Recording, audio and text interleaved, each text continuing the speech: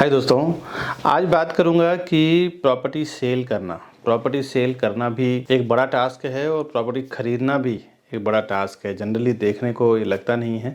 तो प्रॉपर्टी में ऐसे कुछ ट्रिक्स हैं जिसमें सेल करना आसान हो जाए, वो आज हम जानेंगे। कि देखिए, पहली बात तो ना, प्रॉपर्टी जब आप बेचने निकलते हो तो सबसे पहले तो ये डिसाइड कर लो कि प्रॉपर्टी जब आप किसी को बेचते हो तो वाया ब्रोकर के थ्रू ही आप बेचो। देखिए, आप कहीं भी हैं, मुंबई, कलकत्ता, दिल्ली, चेन्नई, कहीं पे भी हैं, लेकिन फर्स्ट थिंग्स आपको ये याद रखना चाहिए कि प्रॉपर्टी जब आप बेचने निकलते हो ना, तो बेचने के लिए भी बहुत सारे लीगल टर्म्स और कंडीशंस होते हैं। तो जब ये लीगल टर्म्स और कंडीशन होते हैं तो बहुत सारी चीजें आपको खुद को पता नहीं होता, क्योंकि आप रोज इस काम को नहीं करते। और जो रोज इस काम को करता है ना, वो एकदम से प्रोफेशनल होता है। एक बात आपको समझना पड़ेगा कि जो आदमी किसी काम में पर्टिकुलर प्रोफेशनल है ना, तो वो हर चीज की उसके आगे पीछे की जानकारी रखता है, क्योंकि वो रोज काम करता है। आप कभी कभार अपने जीवन में 2 बार, 4 बार, 5 बार पूरे 100 साल, 80 साल के जीवन में प्रॉपर्टी खरीदते बेचते हैं।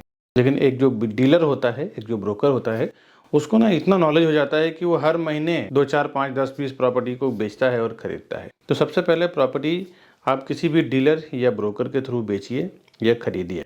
दूसरी बात, प्रॉपर्टी बेचने के लिए ना सबसे पहले आदमी ना बहुत दूर दूर की चीज़ें देखते हैं। पहले तो देखो, अगर आप फ्लैट बेच रहे हो ना, मैं अभी फ्लैट की बात कर रहा हूँ, रो हाउस, बंगलो, सोसाइटी का मैं दूसरे वीडियो में बात करूंगा। फ्लैट जब आप बेचते हो ना, तो आप ये याद रखिए कि आप जिस सोसाइटी में रह रहे हैं ना, बहुत सारे लोगों को आपकी सोसाइटी में ही फ्लैट खरीदने की जरूरत है। और आपको मालूम नहीं है कि जो लोग रह रहे हैं उनके रिलेटिव्स को चाहिए, उनके दोस्त को चाहिए, क्योंकि उनके दोस्त, उनके रिलेटिव उस बिल्डिंग में रह रहे हैं। तो सबसे पहले आप सोसाइटी में अनाउंसमेंट कर दो, सेक्रेटरी चेयरमैन को बोल दीजिए। इवन वहाँ पे जो सिक्योरिटी वाला होता है ना, वॉचमैन, वो काफी काम करता है। आजकल तो मैं देख रहा हूँ कि वॉचमैन को काफी पता होता है कि भाई इस बिल्डिंग में ये फ्लैट सेल करना है, इस बिल्डिंग में ये फ्लैट सेल करना है। तो सबसे पहले अपने सिक्योरिटी वाले को बोल दो। कुछ जाता नहीं है यार, 5-10 हजार रुपया अगर उसके जेब में जाएगा, उसका भी भला हो जाएगा, है ना। अब मैं डीलर में बाद में आऊंगा, पहले मैं कुछ बेसिक चीजें आपको बता दूं। आपको डायरेक्ट सेल करने निकले हैं तो आप क्या करिए, पहले आप सोसाइटी के सेक्रेटरी चेयरमैन को बोल दो। साथ ही साथ सोसाइटी के ग्रुप में, आजकल व्हाट्सएप ग्रुप हर एक सोसाइटी का रहता है,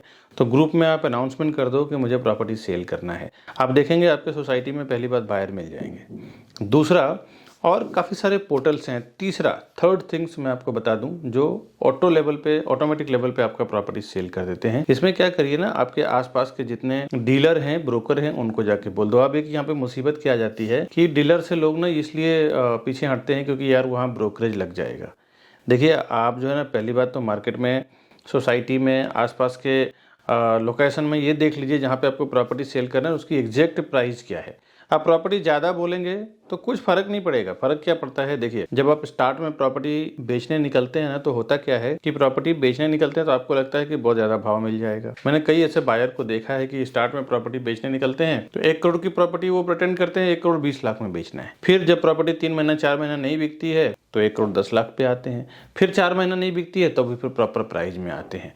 फिर अगर उनको अर्जेंट जरूरत होता है ना, तो फिर वो 4 महीने के बाद मालूम पड़ 10-10 लाख रुपए कम में भी बेच के चले जाते हैं। तो सबसे पहले तो आप ये समझ लीजिए कि आपके प्रॉपर्टी का रियल वैल्यू क्या है ना, वो सबसे पहले आप पता करिए आपके आसपास के एनवायरनमेंट में, जहाँ पे भी आपका फ्लैट है। उसके बाद फिर ऑनलाइन ज़्यादा आप महंगा मत डालिए, 1-2 लाख रुपए, क्योंकि वहाँ पे आपको डायरेक्ट कस्टमर मिल जाते हैं। और पहली बात तो आप डायरेक्ट बेचना ही मत। बेचेंगे तो आपका पूरा हेडेक रहता है, बर्डन रहता है, किस टाइम पे एमओयू बनाना चाहिए, किस टाइम पे रजिस्ट्रेशन करना चाहिए, कैसे ब्लैक वाइट का पेमेंट लेन देन होता है, किस टाइम पे क्या करना है। आप अगर एकदम से प्रोफेशनल है तो बात अलग है, नहीं तो फिर आप किसी प्रोफेशनल को साथ में रखिए। अच्छा, एक बात। दूसरी बात, जब आप डीलर के थ्रू बेचते हैं ना, तो आप अपना नुकसान कभी मत करिए। समझ लीजिए कि आपको 2 करोड़ की प्रॉपर्टी बेचना है और डीलर को कितना देना है, अगर 1% आप देते हैं तो 2 लाख रुपए देना है ना।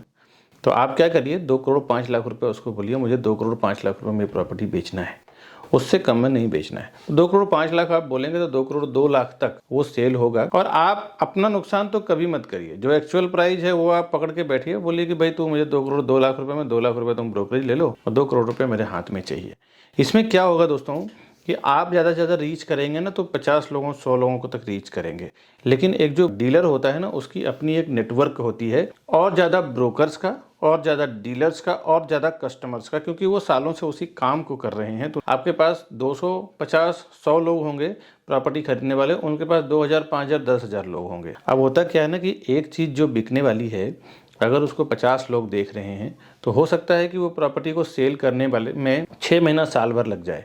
लेकिन अगर 10,000 लोग, 5,000 लोग, 2,000 लोग देख रहे हैं और 50 लोग देखने आ रहे हैं, हो सकता है उसी में से एक लोग क्लिक हो जाए। जितने ज़्यादा लोगों तक आपका ये प्रॉपर्टी रीच होगा ना, उतने जल्दी चांसेस बढ़ जाता है कि आपका प्रॉपर्टी सेल होने का, है ना।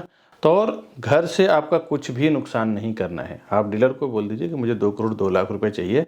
आप 2 करोड़ 10 लाख रुपए कोट करो, 2 करोड़ 4 लाख रुपए कोट करो। देखो 1-2% नेगोशिएशन का जो स्कोप है ना, वो रखना ही चाहिए, क्योंकि जब पार्टियां आती है ना तो उनका कुछ एक्सपेक्टेशन होता है कि यार जो 2 करोड़ 6 लाख 8 लाख बोल रहा है ना, वो एटलीस्ट 3-4 लाख रुपए तो कम करेगा, 1-2% तो कम करेगा ही करेगा। अगर जो ज़्यादा नेगोशिएशन की बात करता है तो आप डील करें ना करें वो अलग बात है, लेकिन 1-2% तो नेगोशिएशन का स्रोत आप रखो, उतना तो स्कोप रखना बहुत जरूरी भी हो जाता है। एक तो मैंने बताया कि सोसाइटी में अनाउंसमेंट करना, एक मैंने बताया कि डीलर्स को बोल दो जाके और अपना नुकसान कभी मत करिए। तीसरा ये है कि आप कुछ ऑनलाइन फ्री पोर्टल्स हैं वहाँ पे डालिए।